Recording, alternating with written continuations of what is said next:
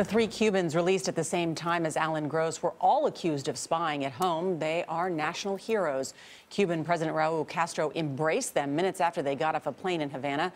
CBS Evening News anchor and managing editor Scott Pelley is in Havana, Cuba's capital. Scott, good morning.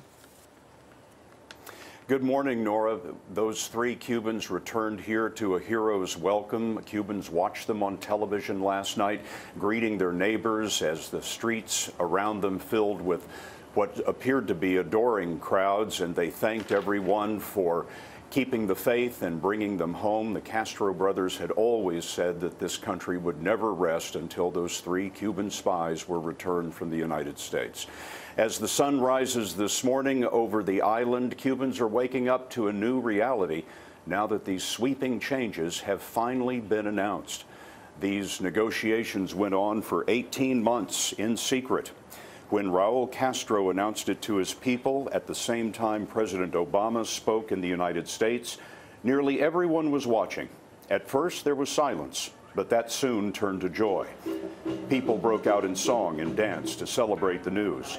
Church bells rang, and cars and motorcycles honked their horns as they drove through the streets. Although it's still far too early for people to feel any sort of impact, there is a sense that this can only be a good thing. People here feel that economic conditions will improve as trade restrictions loosen and visits by American tourists are made easier. Diplomatic relations between Cuba and the United States have been virtually non-existent since they broke off in 1961. And when you look around a city like this, like Havana, the city almost feels frozen in time, but this might change things now that ties have been reestablished.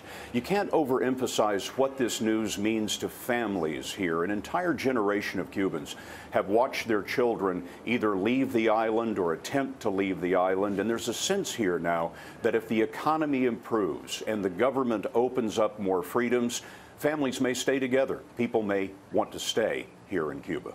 Charlie? Scott, thank you so much.